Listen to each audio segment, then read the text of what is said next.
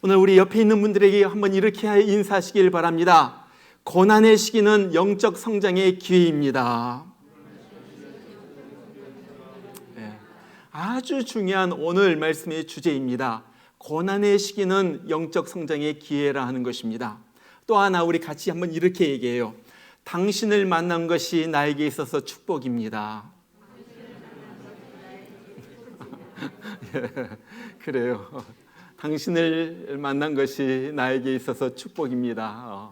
부부 사이에, 우리 가족 가운데, 또 우리 성도님 가운데 이렇게 늘 고백하고 올 수 있다면 얼마나 이것이 축복이고 행복이겠습니까? 우리 인생을 살면서 수많은 사람들을 만납니다. 그 중에 이 사람 만난 것이 처음부터 잘못이었다, 이렇게 생각되는 사람도 있고요. 또 이 사람 만난 것이 나에게 하나님의 놀라운 축복이었다, 이렇게 생각되는 사람도 있습니다. 여러분, 바울도 그래요. 수많은 사람들을 만났습니다. 그를 잡아다가 때리고 죽이려는 사람도 있었어요. 처음에는 그와 함께 다니다가 열심히 섬기다가 나중에는 배신하면서 욕하고 떠나는 사람도 있었어요. 그런가 하면은 끝까지 옆에 남아서 지켜주고 도와주고 바울이 사명을 다할 때까지 힘써서 붙들어준 그런 사람도 있었습니다. 그런 사람 중에 하나가 오늘 말씀에 나오는 브리스길라와 아굴라 부부예요. 우린 지난 시간에 바울이 아테네에 가서 그 유명한 아레오바고 언덕에 올라가시고 철학자들과 시민들에게 설교하는 그 내용을 살펴보았습니다. 여러분, 뭐라고 설교했어요? 하나님에 대하여 두 가지를 말씀했습니다. 첫 번째는 하나님은 우리를 지으신 창조주 하나님이시다. 그렇기 때문에 나의 모든 것, 내 삶, 내가 가진 것 모든가 하나님에게 속해 있다는 거예요. 그 다음에 또 하나는 하나님은 우리의 생사화복을 주관하시는 주관자 하나님이시다 하는 거였어요. 그렇기 때문에 우리의 인생이 나에게 달려있는 것이 아니라 하나님에게 달려있다는 그 놀라운 사실이었습니다. 자, 그러니까 우리가 어떻게 살라는 거예요? 늘 하나님을 경외하며 하나님을 존중하면서 살라는 거예요. 요즘 보면요, 정말로 하나님에 대한 생각도 없고요, 하나님을 존중하면서 사는 경우가 참 보기가 힘들어요. 그러나 분명한 한 사실은요, 하나님은 자기를 존중하는 사람을 하나님도 존중해 주신다는 거예요. 이것이 원리입니다. 그 다음에 또한 어떻게 살라는 거예요? 두 번째로는 내 인생을 주관하시는 그 하나님에 대한 믿음을 가지고 세상을 너무서 두려워하면서 살지 말라는 거예요. 생사화복이 하나님에게 달려있는데 다른 것 두려워하면서 걱정하면서 그렇게 살 필요가 없다 하는 것입니다. 정말 이것이 인생을 살면서 우리의 마음속에 꼭 새겨야 할 두 가지 원리였습니다. 자, 이렇게 설교할 때 어떤 사람들은 그 바울을 조롱하기도 하고요, 어떤 사람은요, 한번 또 나중에 오면 들어보지, 이런 태도로 보여주는 거예요. 반응이 시원치 않으니까 이제 바울이 그곳을 떠나서 고린도로 갑니다. 자, 고린도는요 어디냐면은 아시아는 있는 그러한 도시였어요. 지금 화면에 보이는지 모르겠는데 바로 저곳입니다. 우리가 지난 시간에 우리 아테네를 봤고요, 거기에서 남서쪽으로 가면은 고린도라는 도시가 있습니다. 여러분 잘 보시면 알겠지만은 이 도시는 좀 독특한 곳이에요. 동쪽으로 가도 그 바다이고요, 서쪽으로 가도 바다입니다. 그래가지고 동쪽에 바다가 있고 서쪽에 바다가 있어요. 그리고 가장 좁은 지역을 보면요, 이 동쪽과 서쪽의 가장 좁은 지역이 한 9km 정도 안 돼요. 그래서 지금은 그곳에 운하가 놓여가지고 지금 그 운하로 지금 배가 다닙니다. 이것이 유명한 고린도 운하예요. 그것뿐만 아니라 이 고린도는요, 동쪽과 서쪽이 바다로 연결되어 있고요, 또한 이 그리스 반도에서 북쪽과 이 남쪽이 이 고린도를 중심으로 해가지고 연결이 되어 있어요. 그러니까 동쪽과 바다는 바다요, 북쪽과 남쪽은 육지로 연결되어 있는 가장 핵심적인 지형적으로 그 위치한 곳이 이 고린도였다는 거예요. 그러니까 사람들이 늘 고린도로 왕래합니다. 그곳에 상업이 발달하게 되고요, 무역이 발달하게 되고요, 돈이 모이는 곳이 이 고린도였어요. 그러면서 무엇이 넘쳐납니까? 환락과 유흥이 넘쳐나요.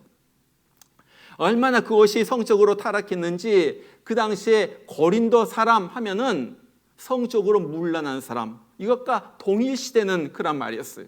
고린도 사람 하면 저 사람 문란한 사람, 그렇게 여겼던 것이 이 고린도였어요. 자, 그런데 이런 타락한 물질만 하는 이런 도시에 사도 바울이 다른 일행은 아테네에 남겨두고 혼자서 이 고린도로 찾아옵니다. 여러분, 얼마나 외롭고 힘들겠어요. 영적으로도 너무나도 힘든 곳이에요. 그런데 여기서 바울이 평생 함께할 동역자를 만납니다. 그 사람들이 브리스길라와 아굴라예요. 오늘 2절과 3절 보면 그렇게 나와요. 아굴라라 하는 본도에서 난 유대인 한 사람을 만나니, 그래 놓고서 바울이 그들에게 가매 생업이 같음으로 함께 살며 일을 하니 그 생업은 천막을 만드는 것이더라, 그렇게 말해요. 자, 바울이 이제 이 낯선 곳 이 고린도에 왔는데 아마 돈이 좀 떨어진 것 같아요. 그래서 자기가 원래 가지고 있었던 이 기술, 천막 만드는 기술하면서 이걸 갖다 가지고 돈벌하면서 복음을 전하려고 찾아다닌 거예요. 그러다가 같이 이 천막을 만드는 한 사람을 만나게 되었는데 그 사람이 아굴라예요. 여러분 보세요. 먼 곳에서 이방 도시에서 같은 유대인이었어요. 같은 업종을 가진 사람이었어요. 그러니까 마음이 통하는 거예요. 그래서 같이 삽니다. 같이 만나요. 그러면서 이 둘이 여기서부터 평생 복음의 동지로 살게 되는 거예요. 다른 사람들은요, 바울과 함께 있다가 나중에 떠나도요, 이들 부부는 절대 떠나지 않아요. 늘 옆에서 바울을 붙들어주고 보호해 줍니다. 이 신약 성경에 보면요, 이 브리스길라 아굴라의 이름이 6번이 나오는데 그때마다 바울이 얼마나 이 사람들을 생각하면서 그리워하고 또 고마워하면서 그렇게 편지를 쓰는지 몰라요. 저는 이런 면에서 바울은 참 행복한 사람이었다. 이런 동역자, 이런 귀한 동역자를 가진 이 바울이야말로 이런 사람들 때문에 끝까지 사명을 완수할 수 있었고 끝까지 갈 수 있었던 이 바울이야말로 행복한 사람이었다 하는 것을 느끼게 됩니다. 자, 그러면은 오늘 이 브리스길라와 아굴라는 어떤 사람이었는가? 이 부부에 대하여 살펴보면서 하나님께서 우리에게 주시는 그런 메시지를 받기를 원하는 것입니다. 자, 이들은 어떤 사람이었어요? 오늘 보면요, 첫 번째로 이 사람들은 고난의 시기를 통해 고난의 시기를 영적 성장의 기회로 만든 그런 부부였다 하는 거예요. 굉장히 중요한 말이에요. 고난의 시기를 영적 성장으로 만들었다. 우리 다시 한번 따라서 합시다. 고난의 시기를 영적 성장의 기회로 만듭시다. 자, 오늘 이 부부에 대해서 자세히는 말하고 있지 않지만 아주 중요한 힌트 몇 가지를 줍니다. 그것이 2절에 나오는 말이에요. 아굴라라는 본도에서 난 유대인 한 사람을 만나니 글라우디오가 모든 유대인을 명하여 로마에서 떠나라 한 거로 그가 그 아내 브리스길라와 함께 이달리아로부터 새로 온지라. 자, 그렇게 말해요. 자, 이들 부부가 어떤 사람이었다고 그랬어요? 로마에서 쫓겨난 사람, 추방된 사람. 그 당시 로마의 역사가였던 수에토니우스에 의하면은 그 당시 제국에 수재했던 로마의 한 유대인들이 한 2만 명 정도가 살았다고 그래요. 그런데 그때 크레스투스라는 사람 때문에 어떤 학자들은 크레스투스가 그리스도를 말한다 그렇게 말하기도 해요. 아무튼 크레스투스라는 이 사람 때문에 유대인들 사이에 서로 갈등이 일어나고 서로 이렇게 막 문제가 생기고 소동이 일어날 정도가 되니까 그 당시 로마의 황제였던 글라디오 황제가 귀찮다. 그냥 유대인들 다 쫓아내버려라. 로마에서 다 쫓아내버려라 하면서 쫓아냈다는 거예요. 그러니까 이 아굴라, 브리스길라가 거기에서 쫓겨나옵니다. 이 학자들에 의하면요, 이 아굴라는 유대인이었지만은 그 부인이었던 브리스길라는 로마의 귀족 출신이었을 것이다 그렇게 말해요. 왜냐하면 이 브리스길라, 영어로 말하면 프리실라입니다. 프리실라라는 이름 들어봤죠? 이 브리스길라라는 이름은요, 로마 귀족의 이름이에요. 보통 이름이 아니에요. 그러니까 이 로마에 살던 유대인 아굴라와 이 브리스길라가 로마에서 만나가지고 연애하고 또 결혼을 해가지고 가정을 이루게 되었을 것이다. 그렇게 얘기해요. 그렇게 가정을 이루어서 행복하게 사는데 어느 날 갑자기 황제가 명령을 내리는 거예요.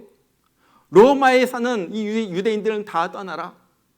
그래서 하루아침에 자기가 살던 터전을 갖다 다 버리고 먼 곳으로 다 떠나게 됩니다.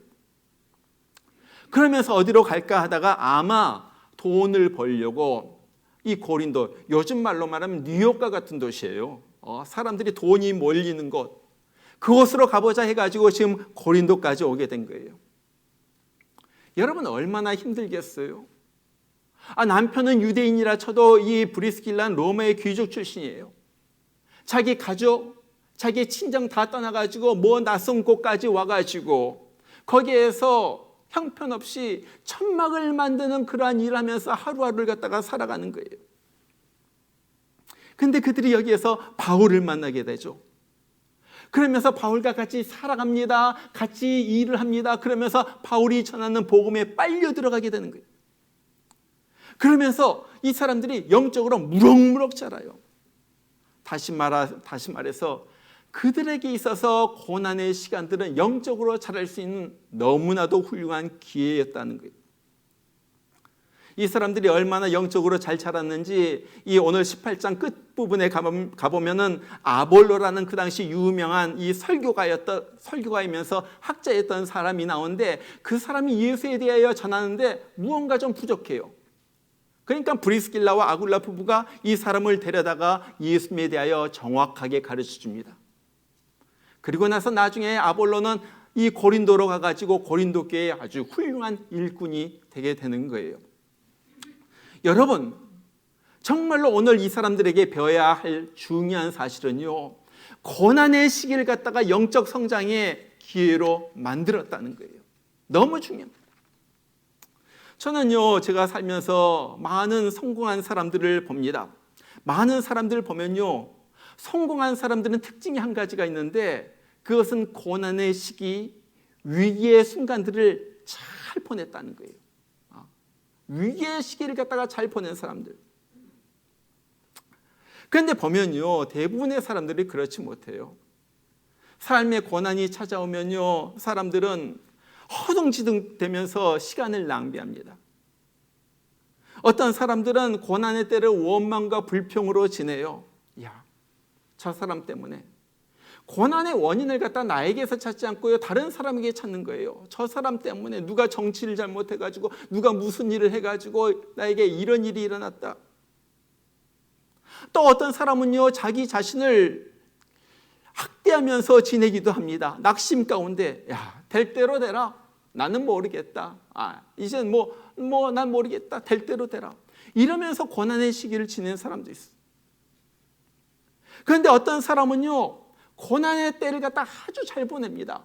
이런 사람들은요, 다른 사람을 보는 것이 아니라 내 자신을 갖다 다시 한번 보는 거예요. 내 자신에게 잘못한 것은 없었나? 그리고 나의 약함을 보면서 더욱더 겸손해져 가지고 하나님 앞에 나아갑니다. 이런 사람들은요, 고난의 시기 동안에 영적으로 쑥쑥 자라는 거예요. 쑥쑥 자라요. 그리고 그 고난의 기간이 다 지나가면요, 훨씬 더 성숙한 사람으로 되어 있는 거예요. 이것이 고난이 주는 특별한 축복이었어요. 자, 여러분은 어떤 사람이에요? 여러분 고난의 시기를 갖다 어떻게 보냅니까? 지금 이 힘든 시기를 여러분들은 어떻게 보내고 있어요? 마이클 린버그라는 사람이 유명한 책을 썼죠. 한국말로는 너만의 명작을 그려라, 이런 책인데 영어 이름은요, Make each day your masterpiece. 이런 책이에요. 하루하루의 삶을 갖다 명작으로 만들어라. 그 책 속에 이런 이야기가 나옵니다. 어느 날 두 나무꾼이 산에 가서 큰 나무를 자르고 있어요. 100년이 넘은 큰 나무를 갖다 잘랐어요. 나무를 갖다 자르니까요, 그 속에서 나무 태가 보이는 거예요. 나무테가 거의 붙어 있는 것을 보게 되는데 그 나무테 중에서 한 5개 정도의 나이테가 이렇게 거의 틈이 없이 이렇게 붙어 있어요. 여러분, 나이테가 붙어 있다는 것은 그만큼 그 기간 동안은 자라지 못했다는 거잖아요. 이것을 보면서 이 젊은 나무꾼이 그렇게 말합니다. 여기에 한 언제인지는 모르겠지만 한 5년 동안 나무가 못 자란 걸 보니까 그 당시에 굉장히 가뭄이 있었던 것 같아요. 그 얘기를 듣고는 지혜로운 이 나이 많은 나무꾼이 이런 얘기를 갖다가 들려줘요. 참 인생의 중요한 교훈입니다. 실제로 이 나무에게 있어서 가물었던 이 5년간의 기간은 굉장히 중요한 기간이었다네. 물이 없기 때문에 이 나무는 물을 찾아가지고 땅속 깊은 곳으로 뿌리를 갖다 더 내려야만 했을 거야. 그리고 그 가뭄이 그쳤을 때 그 나무는 땅속에 깊이 뿌리를 내린 그 뿌리로 인하여 더 많은 양분과 물을 갖다가 빨아들여가지고 훨씬 더 빨리, 훨씬 더 큰 나무로 자랄 수가 있었던 거야.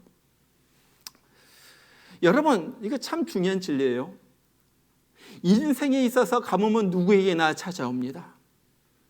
정말로 힘들어요. 부족해요. 없어요. 궁핍해요. 마음대로 되지 않아요. 힘들어요. 저절로 한숨이 나오는 그러한 때가 인생의 가뭄입니다. 그런데 그때 기억해야 할 것은 이때야말로 뿌리를 깊이 내려야 할 바로 그때라는 거예요. 무슨 뿌리입니까? 믿음의 뿌리예요. 기도의 뿌리예요. 말씀의 뿌리예요. 뿌리를 갖다 깊이 내릴 때 그 땅속 깊은 곳에 흐르는 은혜의 샘물을 갖다가 만지게 되는 거예요. 은혜의 샘물을 맛보게 되는 거예요. 그러면서 은혜의 샘물을 통하여 우리가 살아나게 되는 거예요. 그리고 나가지고 가뭄이 그치고 난 다음에는 그 깊이 뿌려진 그 뿌리를 통하여 이 나무는 훨씬 더 빨리 성숙한 아름다운 사람으로 자라게 된다 하는 거예요. 여러분, 바로 그것입니다. 저는요, 우리가 고난의 시기에 은혜의 샘물을 찾기를 원해요. 고난의 시기에, 모든 것이 가물어지는 이 시기에 하나님께서 주시는, 하나님만이 주시는 그 샘솟는 그 은혜의 샘물을 우리가 맛보기를 원하는 거예요. 바로 이것이었습니다. 브리스길라는요, 고난의 시기에 낙심하고 앉아있는 것이 아니라 하나님의 은혜를 맛보는 귀한 시간으로 만들었던 거예요. 자, 이제 고난을 통하여 바울을 만나고 힘든 삶 속에서 말씀으로 훈련받은 이 브리스길라와 아굴라 부부는 이제 주님의 복음을 위하여 너무나도 훌륭한 동역자로 거듭나게 됩니다. 이 바울은요, 고린도에서요, 이때까지 어느 때보다도 더 오래 있었어요. 이 고린도란 곳에 1년 6개월을 머뭅니다. 1년 6개월 머문 동안에 놀라운 일들이 많이 일어났죠. 세상의 유대인 회당의 회당장이었던 그리스보가 예수를 갖다 믿고 세례를 받게 된 거예요. 놀라운 일이에요. 놀라운 일. 그러면서 점점 더 많은 사람들이 예수를 믿고 그러면서 고린도의 교회가 세워집니다.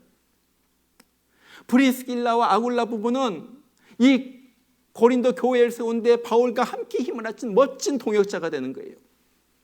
자, 그리고 나가지고 이제 바울이 1년 6개월 이곳에서 머문 다음에 그곳을 떠나야 할 때가 되었어요.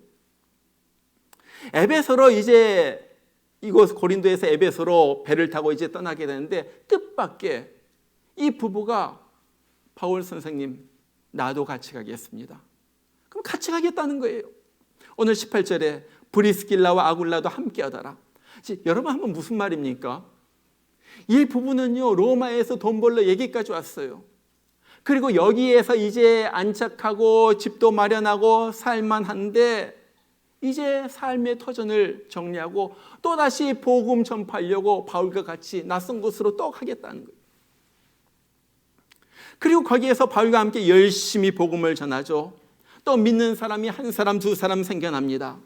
이제 바울은 이제 그 에베소에 있는 그 교회를 갖다가 떠나가지고 이제 자기가 파송받은 안디옥으로 다시 돌아가야 할 때가 된 거예요. 그럴 때 바울이 무엇을 합니까? 에베소의 성도들, 에베소에서 예수 믿게 되고 생긴 이 성도들을 누구에게 맡겨요? 브리스길라와 아굴라 부부에게 맡겨놓고 떠나게 되는 거예요. 무슨 말이에요? 이 부부, 바울이 보니까 믿을만 했다는 거예요. 이 에베소의 새로 믿은 영혼들을 이 부부에게 맡기면 되겠다, 안심하겠다고 이 부부에게 맡겨놓고 이 바울은 안디옥으로 떠나게 되는 거예요. 여기서 이것으로 그쳐진 것이 아니죠. 또 하나의 에피소드가 나옵니다. 로마서 16장 3절에 보면요, 바울이 이런 말을 해요. 너희는 그리스도 예수 안에서 나의 동역자들인 브리스가와 아굴라에게 문안하라. 자, 이것은 이런 얘기입니다. 이 바울은요, 항상 마음속에 한 가지 바람이 있었는데, 그것은 그 당시 세계의 수도였던 로마에 가가지고 복음을 전하는 것입니다. 근데 바울은요, 그곳에 갈 형편이 안 돼요. 자, 내가 가기 전에 누군가가 가가지고 좀 복음도 전하고 복음의 전초기지를 만들었으면 좋겠다. 누구 좀 보낼 사람이 없을까 생각하다가 떠오른 사람 누구였겠어요? 브리스길라와 아굴라 부부. 야, 이 부부라면 믿을 수가 있겠다 해가지고 이 부부를 먼저 로마로 보내는 거예요. 그리고 나중에 이 로마에 있는 성도들에게 편지를 쓰면서, 그것이 로마서죠. 편지를 쓰면서 그곳에서 수고하고 있는 브리스길라와 아굴라 부부에게 인사를 하는 말이에요. 그것이 16장에 나온 얘기. 거기에서 이런 말을 해요. 여러분 잘 들어보세요. 너희는 그리스도 예수 안에서 나의 동역자들인 브리스가와 아굴라에게 문안하라. 그들은 내 목숨을 위하여 자기들의 목까지도 내놓았나니 나뿐 아니라 이방인들의 모든 교회도 그들에게 감사하느니라. 자, 여기서 바울이 두 가지 말을 하죠. 야, 이 브리스길라와 아굴라 이 부부, 나를 위하여 자기 목까지도 내놓을 정도로 나를 아끼고 사랑했던 그 부부이다. 기가 막히잖아요. 바울은요, 복음을 전하다가 여러 번 죽을 뻔했어요. 그럴 때마다 언제인지 모르겠지만 이 브리스길라와 아굴라 부부가 방패가 되어가지고 이 바울을 갖다가 막아준 거예요. 보호해준 거예요. 얼마나 많은 사람들이 이 바울을 향하여 모욕을 하고 이 막 뒤집어 씌우려고 하고 백바이링을 하고 욕을 하고 정말로 억울한 일을 갖다 말했는지도 몰라요. 그럴 때마다 이 부부가 나가지고 우리 바울 선생님 그런 분 아니야. 나는 바울을 믿어. 그러면서 막아줍니다.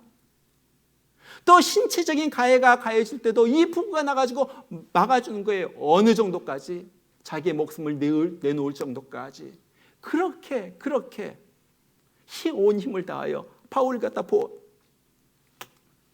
또 바울만 사랑할 뿐만 아니라 이때까지 섬겼던 모든 교회의 성도들도 너무나도 아끼고 사랑했어요. 여러분, 교회 하나 개척하고 세우는 것이 얼마나 힘들어요. 정말로 기가 막히게 너무나도 힘든 거예요. 그런데 이 고린도 교회, 에베소 교회를 바울이 누구와 함께 개척하고 누구와 함께 세워갑니까? 이 브리스길라, 아굴라 부부와 함께 세워갑니다. 이 성경학자들은요, 이 교회들, 고린도 교회나 에베소 교회가 아굴라, 이 브리스길라 부부의 집에서 생겨났다고 그렇게 말을 해요. 그 집에서 모이기 시작했을 것이다. 자기 집을 열고요. 바울은 뭐 아무것도 없죠. 그러니까 브리스길라와 아굴라 부부가 자기 집을 열고 예수 믿게 된 사람들 갖다 다 데려다가 먹이고 말씀을 가르치고 예배드리고 하면서 생긴 교회들이 이 고린도 교회야, 이 에베소 교회.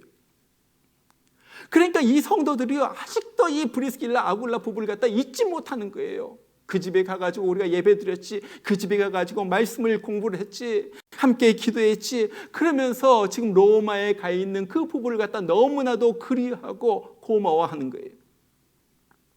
그리고 나가지고 이 부부들이 뭐 합니까? 로마에 가가지고요, 또 자기 집을 열어요. 또 자기 집을 열어가지고 사람들을 데려다가 또 먹이고 하면서 거기에서 예배를 드려요. 로마서 16장 5절을 보면 그렇게 말해요. 또 저희 집에 있는 교회에도 문안하라. 로마의 교회가 어디에서 모였다고요? 저희 집. 누구의 집이에요? 브리스길라와 아굴라의 집. 도대체 교회를 몇 개를 갖다 세운 거예요? 도대체 교회를 몇 개를 갖다 개척한 거예요? 다 내려놓고서. 저는요, 이번 브리스길라와 아굴라 오늘 설교를 갖다 준비하면서 옛날에 우리 교회 모습이 떠올랐어요. 우리 교회 옛날에는요, 사실 청년들밖에 없었죠. 거의 대부분이. 그러면서 그때 한 것이 거의 매주일 모여가지고 뭐 했어요? 집에서 모여가지고 성경 공부하고 제자 훈련하고 1:1 양육도 같이 모여가지고 맥도날드 같은 데서 1:1 양육도 하고요. 그러면서 집에서 모여가지고 아파트에서 모여가지고 컴플레인 받기도 했지만요. 누구의 집이에요? 기억날 거예요. 거기서 찬송 부르고요. 그랬어요. 지금 그때 있었던 청년들이 지금 다 가정을 이루고 이제 장년이 됐죠. 장년이 됐고. 그리고 미국에 유학생으로 왔다가 우리 교회에서 예수님을 만나고 또 감격적으로 예수님을 만나고 한국으로 돌아간 사람들도 여럿이 있어요. 그것이 하나의 교회의 모델이에요. 여러분 얼마나 귀합니까? 얼마나 귀해요. 자기도 힘들지만요. 가정을 열어가지고 정말로 하나님 앞에 드릴 그 아름다운 교회로 만든. 여러분 주의 일하는 것은요 결코 쉬운 일이 아닙니다. 반드시 자기 희생이 따르는 거예요. 그렇다고 해가지고 사람들이 알아주는 것도 아니에요. 어떨 때는요 오해하기도 하고요. 어떨 때는 여러 가지 말을 하기도 해요. 그러나 중요한 것은요 그런 희생 때문에 복음은 전해졌고 교회는 세워졌고 사람들은 구원받았다는 거예요. 저는요 얼마 전에 아주 정말 감동적인 동영상 하나를 봤어요. 이 동영상 제가 그냥 말할 수도 있지만 여러분들이랑 같이 보기를 원해요. 우리 미국의 부통령이었던 마이크 펜스 부통령이 어떻게 자기가 예수님을 만나게 되었는가 하는 짧은 간증의 내용이에요. 우리 같이 한번 봐요. 이 시간에 불 다 꺼주시고요. You see, I received a letter from a pastor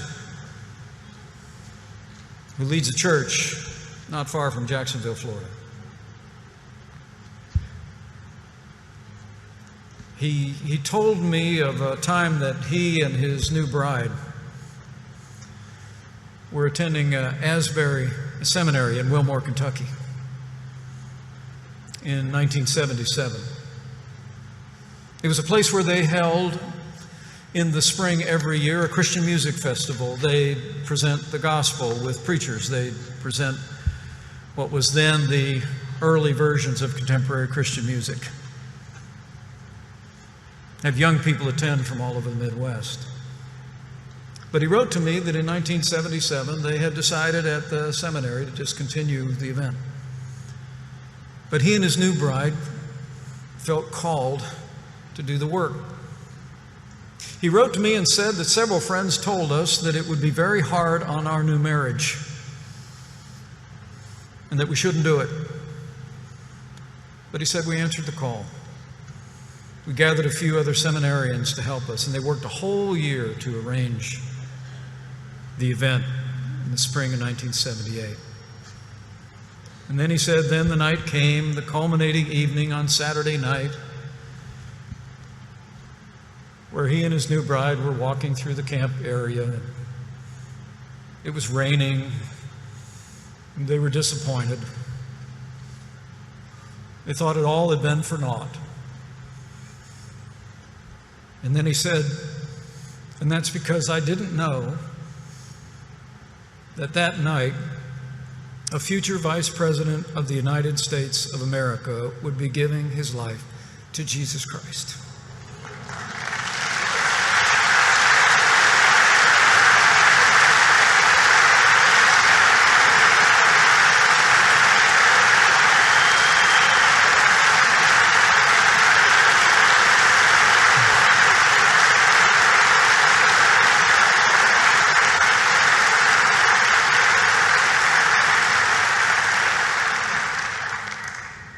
He wrote to me, I cannot write this without tears.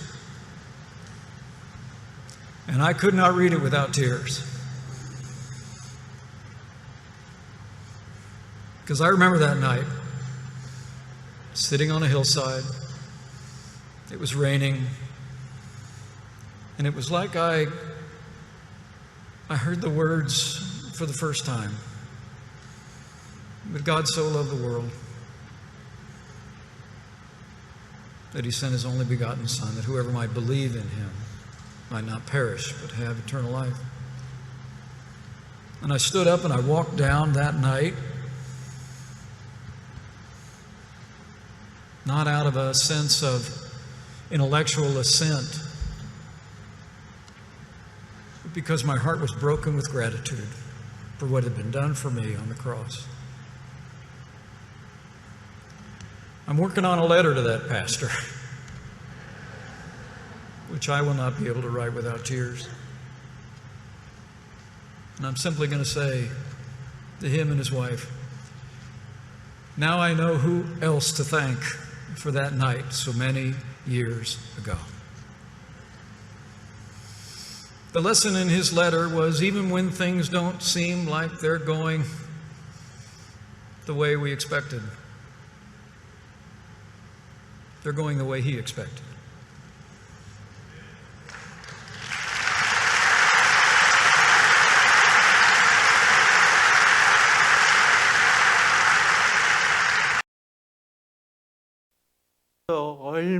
얼마나 내 마음이 정말 눈물이 흐르고 있는지 몰라요. 대회 주최 측은요, 무슨 일인지 모르겠지만 음악 페스티벌을 하지 않기로 결정을 합니다. 그러나 그때 이 목사님은 혼자서라도 그 일을 갖다 하기로 결정을 한 거예요. 왜냐하면 그것이 하나님의 뜻이라고 믿었기 때문에. 함께할 사람들을 모으고요. 사람들이 그렇게 말하죠. 지금 바로 결혼한 당신, 막 결혼한 당신, 앳된 신혼부부, 이걸 하면은 많은 힘든 일이 있을 것이다. 많은 어려움을 겪을 것이다. 1년을 이것을 위하여 준비합니다. 그런데 그 음악회가 열리는 날 비가 쏟아지기 시작합니다. 야, 1년 동안 한 거 헛수고였다. 그런 생각이 들죠. 그런데 얼마 모이지 않는 그 사람 중에 누가 있었어요? 미국의 부통령이 될 펜스 부통령이, 대학생 펜스가 거기에 앉아 있었고, 그 자리에서 복음을 듣고 감격해가지고 자기의 생명을 주님 앞에 드려버려요. 저는 이 간증을 여기에서만 들은 것이 아니에요. 다른 곳곳마다 갈 때마다 이 사람이 한 얘기를 들었어요. 리버티 대학교에서 마지막 졸업 그 연설을 할 때도 이 얘기를 하더라고요. 자기가 어떻게 예수님을 갖다가 영접하게 되었는가. 이 자리에서 언덕에 앉아가지고 비 오는 날, 그 요한복음 3장 16절이 들려질 때 거기에서, 야, 주님께서 나를 위하여 죽으셨구나. 그것이 느껴져 얼마나 감사한지 완전히 삶이 바뀌게 된 거예요. 이 사람 헛된 수고였지만은 하나님의 뜻이 있었고, 얼마나 놀라운 일들이 지금도 일어나고 있는지 몰라요. 여러분, 그것입니다.